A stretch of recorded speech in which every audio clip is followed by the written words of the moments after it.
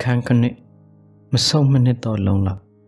ကမ်းမမြင်သောပင်လယ်ပြင်ကိုရေကူးနေသူသည်ယူသွတ်သူမဟုတ်စင်ကြင်ညံနေသူကောင်းမှသူမဟုတ်လှုပ်ရှားရှိသည့်တခုတည်းသောအလုပ်ကိုဆန်းအားရှိသည်များအားထုတ်လုပ်ကမ်းနေသူသာဖြစ်သည်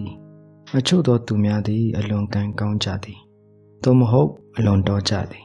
ထို့ကြောင့်သူတို့လှုပ်သည်များအောင်မြင်သည်အမှားယွင်းမရှိအားလုံးစင်လုံးကြောကြီးဖြစ်သည်စသဖြင့်အချို့သောအောင်မြင်သူများအကြောင်းပြောဆိုတတ်ကြသည်ဤသည်မှာတစွန်းတစအသိနှင့်ရန်၍ပြောကြသောစကားများသာဖြစ်သည်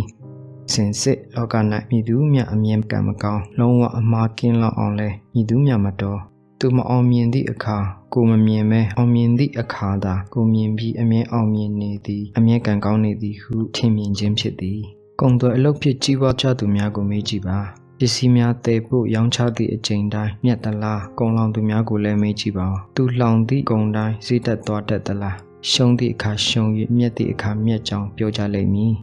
အထူးသဖြင့်အစပိုင်းတွင်များများရှုံးကြမည်သို့မဟုတ်အမျက်နေကြမည်သို့သောလှုပ်သက်ရင်လာကလုပ်ငန်းအတွေ့အကြုံများလာသည့်အခါဈေးကွက်သဘောနှင့်ကုန်ပစ္စည်းတို့၏သဘာဝကိုသိလာကအရှုံးထက်အမျက်များအောင်ကြံဆောင်တတ်လာမည်ထိုအခါရည်ရှိ၌ကြီးပွားတိုးတက်လာမည်ဖြစ်သည်ထို့ကြောင့်အခက်ခဲအနှဲငယ်ကြုံယုံဖြစ်စိတ်တက်ကြမတော်ပါနှင့်သူတစ်ပါးတို့သည်အမြဲအောင်မြင်နေကြသည်ငါကကြိုးစားပါလျက်မအောင်မြင်ဟုအလွယ်တကူစိတ်ပြက်အာရုံမတော်ပါနှင့်အနောက်နိုင်ငံများမှသုတေသနပြုချက်တရ၌stock share အယောင်းဝယ်လုပ်ငန်းတွင်ကျွမ်းကျင်လိမ္မာသဖြင့်ကြီးပွားချမ်းသာနေသူတို့သည်9ကြိမ်တွင်2ကြိမ်နှုန်းလောက်သာမြက်လိရှိသည်နှင့်အလွန်ကျွမ်းကျင်သောဘူမိပေဒပါရဂူများကိုငားရမ်း၍အလုလုကြသည့်ထိပ်သီးရေနံကုမ္ပဏီကြီးများသည်ပင်အစံတွင်10တွင်တွင်တတွင်နှုန်းလောက်သာရေနံရလိရှိသည်3ကမ္ဘာအထူးကျွန်းဆုံးဘတ်စကတ်ဘောသမားများသည်ပြိုင်ပွဲကစားနေစဉ်အတွင်း10ကိုသွင်းလျင်9ကိုသာဝင်လိရှိသည်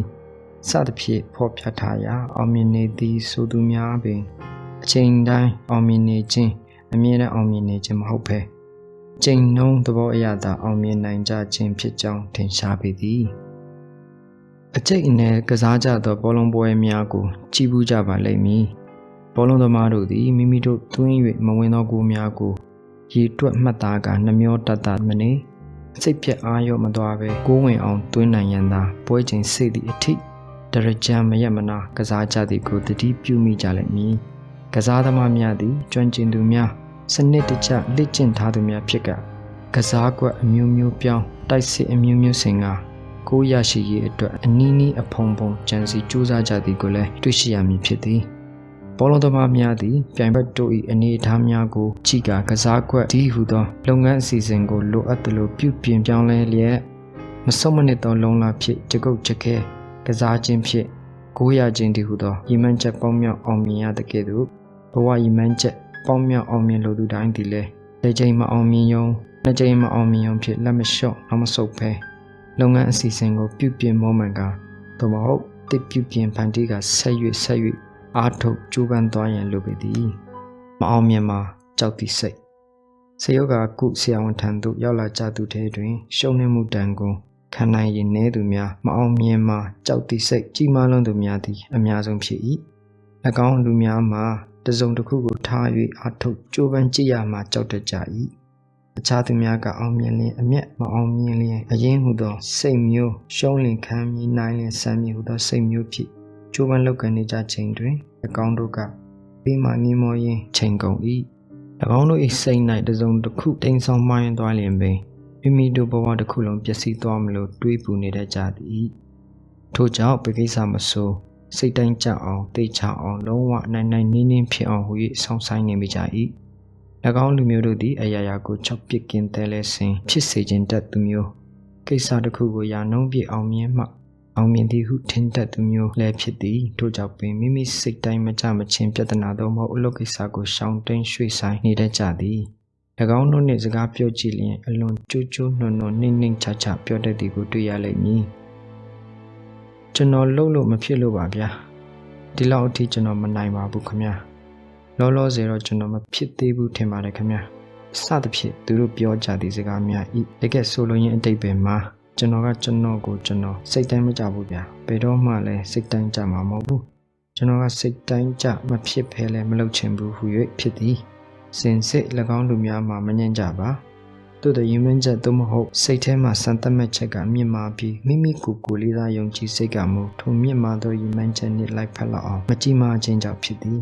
၎င်းလူများအနေနဲ့ကိုယ်ရှိသမျှအရေးချင်းနှင့်ရဲရဲဝံ့ဝံ့မလုံနေကြသည့်အခြားသောသူများကိုပတ်ဝန်းကျင်တွင်ရှာဖွေကြည့်မြင်က၎င်းတို့၏လှုပ်ရဲသောစိတ်ဓာတ်ကိုအတူယူလျက်မိမိကိုယ်ကိုယုံကြည်စိတ်များမြင့်တင်ပေးရန်လို၏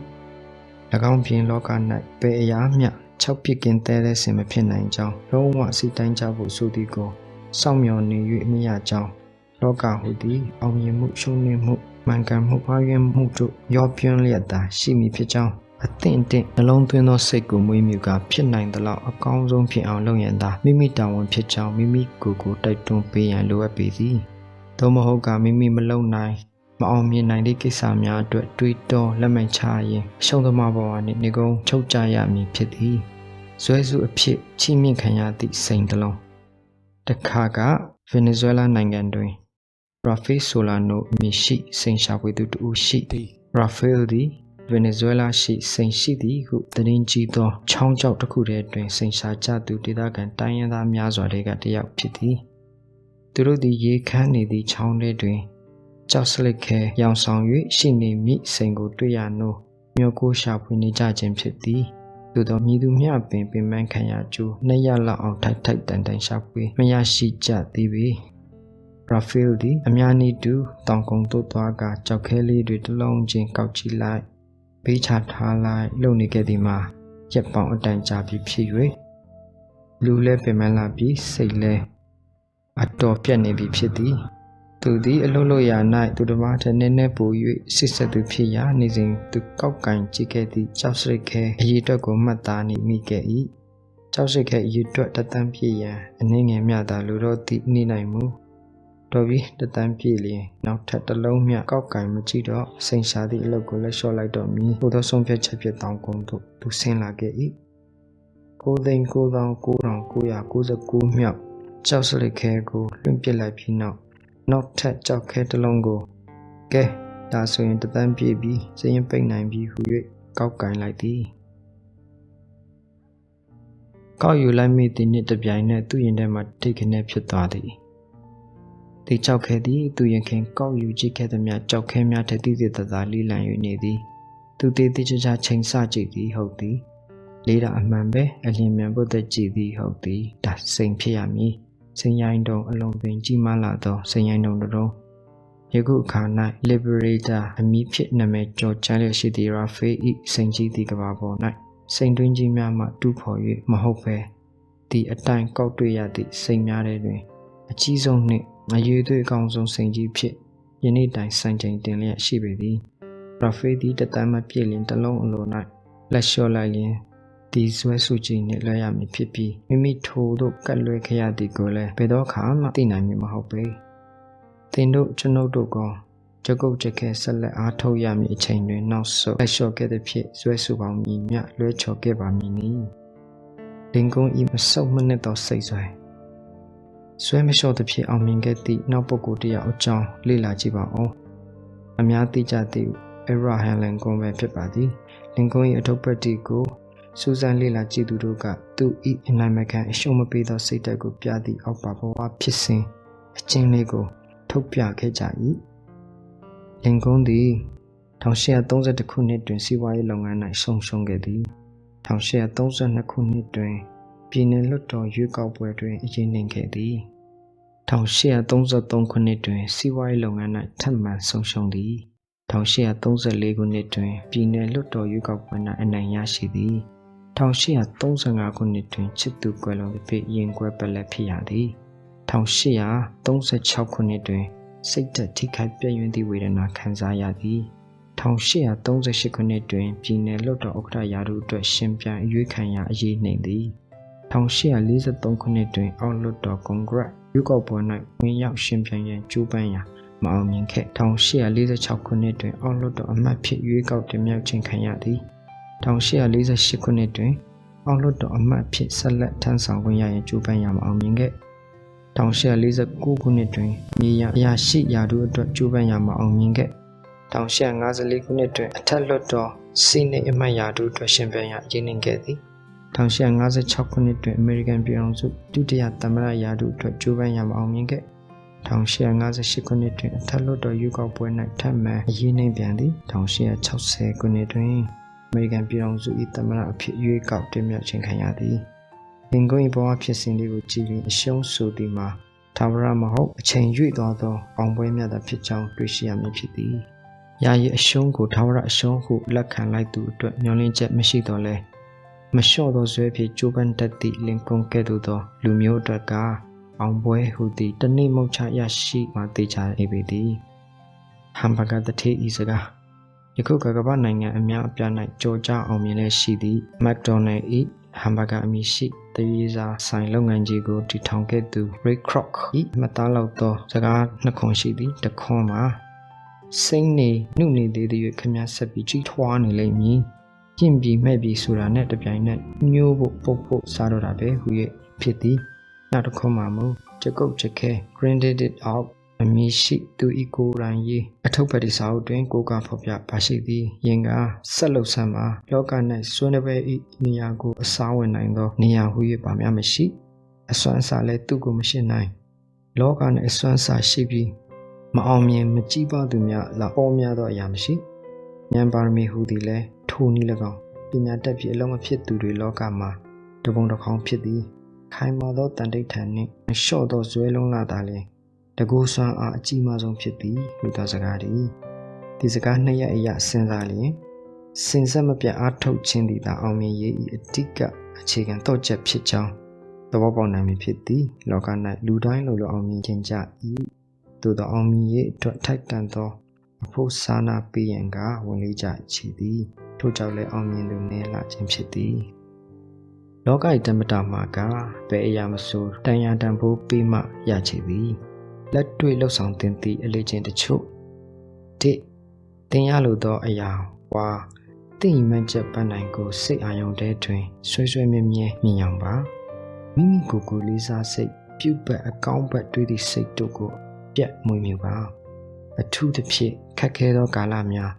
ဇွဲနှပွဲစိုက်ထုတ်ရမည့်ကာလများတွင်စိတ်သက်ထိန်သိမ်းမြင့်တင်ရေးကိုအထူးပြုဆောင်ရွက်ပါနှင့်စထားသည့်ကိစ္စတစ်ခုကိုပြည့်အောင်လုပ်ပါသေးသည့်အလုပ်ဖြစ်စေကြီးသည့်အလုပ်ဖြစ်စေတန်လန်းမထားပါနဲ့ပြည်စည်းမှသာနောက်တစ်ခုဆက်လုပ်ပါဘာတန်လန်းဒီဟာတန်လန်းထားခြင်းသည်ဇွဲလုံးကနေပါခြင်းဆွေးမြဲမှုမရှိခြင်းကိုပြသည့်လက္ခဏာတစ်ရပ်ဖြစ်သည်မပြီးပြတ်သောကိစ္စများကြောင့်မိမိကိုယ်ကိုလေးစားစိတ်မိမိ၏စွမ်းဆောင်နိုင်မှုအပေါ်ယုံကြည်စိတ်တို့လျော့ပါသွားနိုင်သည်၃ဆောင်ရွက်စရာကိစ္စငယ်များသို့မဟုတ်အသေးစိတ်လုပ်ငန်းများကိုအရေးပါမှုနှင့်အလင်းလိုမှုအလိုက်ချက်ချင်းလုပ်ရန်မကြမတင်လုပ်ရန်အချိန်ပိုရှိသည့်အခါလုပ်ရန်စသဖြင့်ဦးစားပေးအဆင့်များခွဲခြားသတ်မှတ်လှုပ်ဆောင်သင့်သည်နေ့စဉ်နံနက်တိုင်းတစ်နေ့တာလှုပ်ဆောင်ရမည့်အလုပ်များကိုဦးစားပေးအလိုက်စီစဉ်ရေးမှတ်ကညပိုင်းရောက်သည့်အခါမိမိဆောင်ရွက်ပြီးစီးမှုအတိုင်းအစာကိုစစ်စစ်ကြည့်ရှုသင့်သည်၎င်းတိုင်းနေ့စဉ်လှုပ်ရှားဆွဲကပုံမှန်လှုပ်သွားပါကတစ်နေ့တခြားလှုပ်ကိုင်းများပို၍ပြီးစီးအောင်မြင်လာတဲ့ကဲ့သို့မိမိကိုယ်ကိုလေးစားယုံကြည်စိတ်များလည်းတိုးတက်လာမည်ဖြစ်သည်၄အလုပ်ရှင်လုပ်ဖော်ကိုင်ဘက်သို့မဟုတ်လုပ်ငန်းသဘောအရဆက်ဆံရသူကမိမိထံမှမျှော်လင့်ထားသည့်တက်ပို၍လုပ်ပေးတတ်သောအလေးကျင့်ကိုမွေးမိပါအများစုပေါင်းဆောင်ရသောကိစ္စဖြစ်ပါကမိမိလှုပ်ဆောင်မှုသည်သူတစ်ပါးထက်ပိုပါစေမိမိတူတဲ့လှုပ်သောအလုပ်ဖြစ်လျင်လည်းမိမိကိုယ်ကိုခွဲတန်းတစ်စုံတရာချမှတ်ပေးထားသည်ဆိုပါကခွဲတန်းထက်နည်းနည်းဖြစ်စေပိုလုံးအောင်ပါမိမိကိုယ်ကိုစံချိန်ချိုးနိုင်အောင်ကြိုးစားပါခက်ခဲတွေ့လျင်စိတ်မပြတ်သွားပါနဲ့ဒါဟာငါအရေးချင်းကိုတိုးမြင့်ပေးမယ်အခွင့်အရေးပဲဟုသဘောထားပါသင်စိတ်ထဲမှာသင်လက်ငင်းလုံနေသောအလုပ်သို့မဟုတ်လုပ်ပုံလုပ်နည်းသည်မှန်သည်ဤလန်းကြသည်၎င်းတိုင်းဆက်လုပ်ကအောင်မြင်ရမည်ဟုယုံကြည်ထားပါကဘယ်လောက်ပင်အတအစီးရှိသည်ဖြစ်စေ၎င်းတိုင်းဆက်လုပ်ပါသူတစ်ပါးစကားကိုနားယောင်ပြီးနောက်ဆုံးမသွားပါနဲ့